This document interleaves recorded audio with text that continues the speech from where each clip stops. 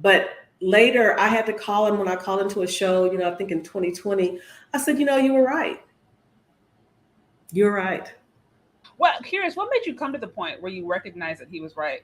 The aha moment was between, let's say 46 and 50, because my daughter had graduated from high school, was going to college.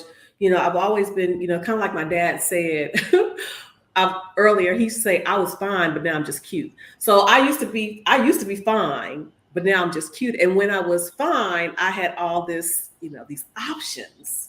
And when I was in the midst of, rearing my daughter, I never saw the fact that those options were diminishing because I had to focus on my daughter. So it wasn't really a a priority for me until she was gone, and then I was left with myself and wanting to be in relationships, and there weren't as many options.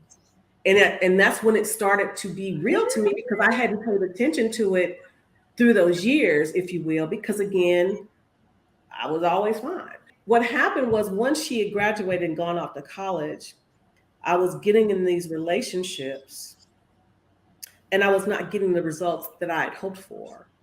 Other than that time with my daughter's father, I would like to think that I was not just reckless. I like to think that I was searching for something that I ultimately wanted, but not realizing that I was not equipped to have it at that time. I was not equipped.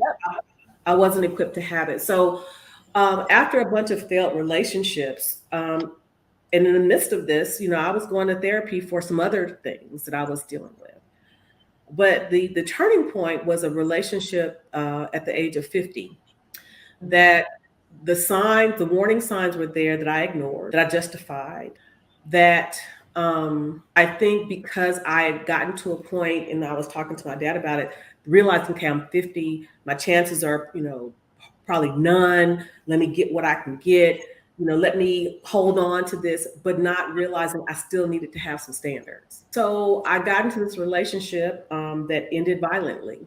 And it was really hard for me, because I'm thinking, how did I wait to get to 50 years old to end up in an abusive relationship? Everybody saw it and they tried to talk some sense into me, but I wasn't listening yet again.